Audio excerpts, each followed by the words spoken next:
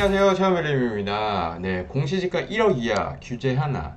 네, 필 광주의 60대 신시 2312채를 보유하고 있습니다. 네, 결국 공시가 1억 원 미만도 규제 하나. 노영우 세정당국과 논의할 것. 공시지가 1억 이하 아파트도 이제 규제를 한다는 얘기가 나오고 있죠. 네, 생각했던 어느 라인까지 올라오면 규제가 들어갈 것입니다. 네, 침체 지역이라서 배려를 해줬는데 그 배려의 끝은 규제입니다. 네. 2019년부터 공시지가 1억 이하 1000개를 사들인 법인 3곳이 있고요. 가장 많은 아파트를 사들인 법인은 1978채를 사들였다고 합니다. 네. 시간이 지날수록 더욱더 이제 사들일 거고요. 적당한 타이밍에 규제를 할 것입니다. 근데 규제하면 공시지가 1억 이하는 거품이 꺼지고 하락할까? 네? 그건 부동산을 잘 모르는 사람들이 하는 얘기입니다. 취득세 중과, 징벌적인 보유세, 양도세 중과 이런 규제들로 지금 시장이 어떻게 되었나요? 네, 공시지가 1억 이하 부동산 규제를 하면 수요 억제 정책으로 하겠죠. 그럼 투자 수요가 일단 차단됩니다. 그럼 투자 수요가 차단되면 매수를 하는 매수 수요는 실수요밖에 없거든요. 네. 이거는 매수 수요가 실거주하는 사람밖에 없으면 어떻게 될까요? 네. 보통 투자자가 아파트를 사면 그거를 세를 놓죠. 그래서 그 전세 보증금을 받아서 그 보증금을 레버리지를 해서 아파트를 이제 사는 겁니다. 임차인의 전세 보증금을 이용해서 이제 집을 사는 거죠. 이거를 우리는 갭 투자라고 하죠.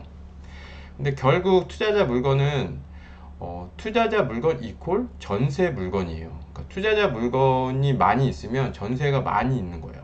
그 아파트에 투자자들이 많이 들어갔으면 전세 물건이 많이 있는 거거든요. 그래서 우리가 아파트 투자를 하러 들어갈 때는 거기가 투자자들이 많이 들어왔나 안 들어왔나가 되게 중요하거든요. 그래서 지금 내가 거길 투자를 하려고 들어갔는데 투자자가 나보다 더 빨리 와서 막 들어왔어. 그러면 물건을 매입해서 전세를 쫙 깔아놨기 때문에 전세 물건이 되게 많이 있어요. 그러면 내가 전세를 세게 못 맞춘단 말이에요. 그래서 이제 결국 투자자 물건이 전세 물건이고요. 근데 이런 투자 수요를 차단하면 전세 매물이 없어지는 거죠. 투자자가 없기 때문에 집을 사는 수요는 실수요만 집을 사기 때문에 이 사람들은 집을 사면 다 자기가 들어가는 거잖아요. 그러면 집을 세를 놓는 집이 아예 없는 거예요. 전세 매물이 없어지면 전세는 지금보다 훨씬 오르겠죠. 네. 전세가 오르면 뭐다? 네, 전세가 오르면 매매가를 밀어 올린다. 그럼 결국 또 상승이야. 가자 이거죠. 네. 규제로는 잡을 수 없는 게 시장인데 분명 그걸 모르니까 규제를 하는 겁니다. 규제하면 다 잡힌다고 생각을 하는 거죠. 네. 규제에서 받아줄 사람이 없어지면 물릴까봐 고민하는 사람들은 그냥 사지 말고 한번 시장을 한번 한 사이클 보세요. 규제가 나온 뒤에 시장이 어떻게 흘러가는지 한번 보고 직접 보고 배우시면 됩니다. 네. 이제 공시지가 1억 아파트는 역사 속으로 사라질 겁니다. 왜냐하면 다 오르기 때문에 서울의 아파트가 10억 미만의 이제 대단지 아파트가 전혀 찾아볼 수 없듯이 20억을 돌파해서 가는 것처럼 공시지가 1억 이하 아파트는 역사 속으로 사라지는 거죠. 10년 전에는 야 우리나라 아파트 1억이었대. 아 진짜? 그때 많이 사둘 걸. 그럼 지금 완전 떼부자 됐을 텐데. 뭐 이렇게 얘기를 할 거예요. 2031년 정도에는 분명히 이렇게 얘기를 할 거예요. 야 10년 전에 옛날에는 아파트 1억짜리도 있었대. 아 진짜? 와 그때 사놨으면 진짜 부자 됐는데. 우리 옛날에 우리 어머니 우리 부모님들 세대 때 강남에 집 사놨으면 부자 됐는데 이렇게 얘기하는 것처럼. 네. 그래서 공시지가 1억 이하 규제하면 또 한 번의 상승이 있을 거고요. 네. 그러니까 규제가 무섭지 않죠. 네. 그리고 다주택자와 법인이 1억 이하 주택을 사는 이유는 되게 간단합니다. 공시지가 1억 이하 주택은 취득세가 1%로 저렴하다. 1.1%죠. 네. 그리고 지금은 취득세가 12% 중과되는데 공시지가 1억 이하는 취득세가 중과되지 않는다. 네. 키포인트고요. 그리고 비규제 지역, 지방 소재 기준시가 3억 이하 주택은 다른 주택의 양도세 중과를 하지 않아요. 네. 그러니까 가령 서울 아파트 한 채를 가지고 있고요. 비규제 지역, 예를 들면 강원도 강원도에 기준시가 3억 이하의 아파트를 두 채 보유하고 있을 때, 그러면 집이 3개니까 보통 우리는 다주택자는 무조건 양도세가 중과된다고 생각을 하는데, 네, 비규제 지역에 3억 이하의 아파트를 갖고 있는 거는, 네, 이때 서울 아파트를 팔아도 양도세가 중과되지 않는다. 네, 이게 가장 중요한, 네, 공시지가 1억 이하를 하는 이유입니다. 취득세가 중과되지 않고 비규제 지역 기준시가 3억 이하 양도세 중과 배제. 네. 공시지가 1억 이하 아무거나 하면 안 됩니다. 실수요가 탄탄한 입지의 물건을 해야 합니다. 네. 광주에 60대 신시 2312채를 보유하고 있습니다. 네. 뭐 부동산 중개업자분이 얘기하신 거죠. 제가 지금 이분 거를 한두 채가 아니라 네 자릿수를 관리를 하는데 대출이 하나도 없어요. 월세 한 건도 없어요. 네, 월세가 없다고 하죠. 거의 다 전세라고 보면 됩니다. 특별히 임대 수익은 없습니다. 네. 틀린 거죠. 전세라고 임대 수익이 없는 건 아닙니다. 네. 뭐 볼까요? 대출이 하나도 없고 월세도 없고 거의 다 전세. 대부분의 사람들은 월세가 들어오는 게 아니면 전세는 다 시대 차익이라고 한다. 네. 임대 수익이 없다고 하는데, 네. 이분이 지난 10년간 전세 세팅을 하면서 주택수를 늘린 이유는 뭘까요? 우리는 곰곰이 이걸 생각해 봐야 되거든요.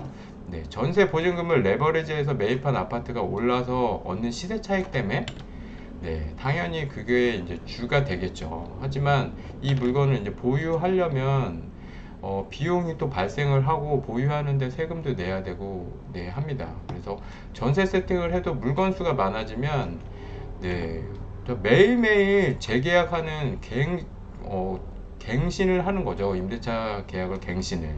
네, 그러면 네, 2312채를 일단 2년 기준으로 임대차 3법으로 4년 계약이 될 수도 있지만, 일단 우리 2년 계약으로 따졌을 때 730일, 365일 곱하기 2 해서 730일로 나눴을 때 하루에 약 3건 정도의 임대차 계약이 이루어집니다. 네. 그러니까 임대차 3법으로 계약갱신 청구권 때문에 약간의 변수는 있을 것입니다. 네.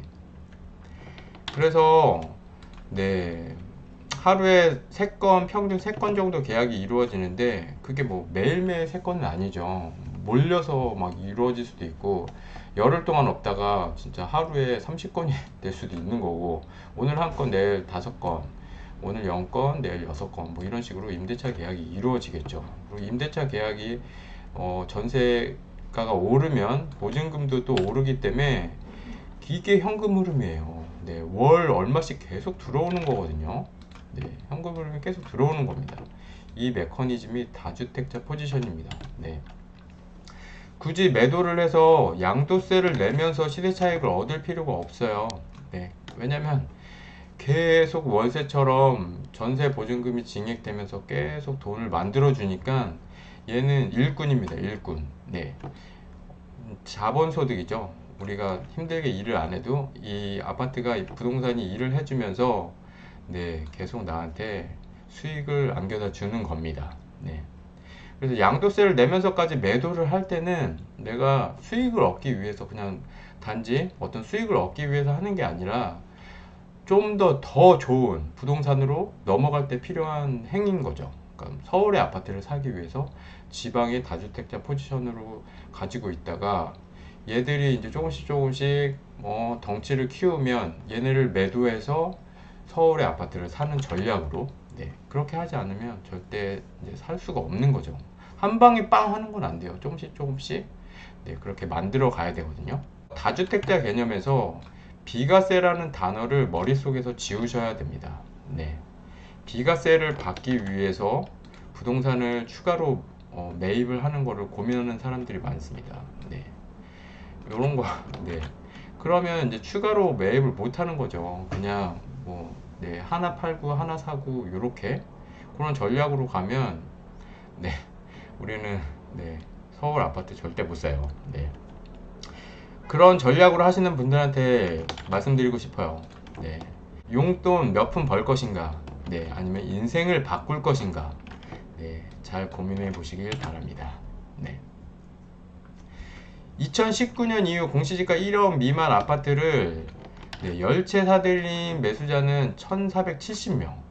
네, 한 개인은 269채를 매입한 경우도 있고, 네, 1000채 이상 사들인 법인은 3곳, 그리고 가장 많은 아파트를 사들인 법인은 1978채를 매입한 것으로 나타났다. 네, 열채, 269채, 1000채, 1978채. 네, 이렇게 많이 사는 이유는 뭔지 우리가 생각을 해보셔야 돼요. 왜 저 사람들은 양도세 그거 어떻게 내려고, 보유세 어떻게 내려고, 이렇게 한번 좀 생각을 해보세요. 네. 그러면 부동산을 늘리는 사람들 입장에서 한번 생각을 해보겠습니다. 네. 뭐 2000채 가까이 뭐 쇼핑이란 단어를 사용했죠. 쇼핑을 했다고. 네.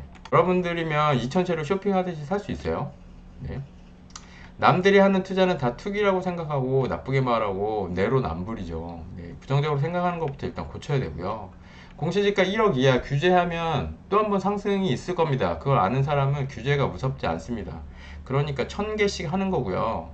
네, 다주택자 포지션으로 가서 내가 들어가는 비용들은 네, 보증금 증액해서 들어오는 임대 수익, 그리고 이제 매도해서 일부 매도해서 충당하는 그런 전략으로 가면 네, 우리가 서울에 있는 아파트랑 뭐 내가 최종적으로 사고 싶은 뭐 100억 건물 이런 거 하려면 많이 하면 할수록 그 꿈에 가깝게 갈 수 있는 거죠. 예, 네. 지금 이 법인은 2000채를 했잖아요. 2000채 했는데 지금 기본이 뭐 네, 9000짜리가 1억 8천 되고 막 2배씩 오르잖아요. 뭐 5천만 원씩 올랐다고 쳐도 네, 계산을 해보세요. 5천만 원 올랐는데 10개면 5억이고 100개면 50억이고 1000개면 500억이에요. 정말 굉장한 겁니다. 네. 아무튼 우리가 정말 이 부동산을 늘리는 사람들 입장에서 한번 생각해 봐야 되고요. 왜 이렇게 부동산을 늘릴까, 이런 걸 한번 좀 생각해 보셨으면 좋겠습니다. 네, 긴 영상 봐주셔서 감사드리고요. 영상이 유익하셨다면 구독, 좋아요, 알림 설정 부탁드리겠습니다. 감사합니다. 이상 최원별님이었습니다.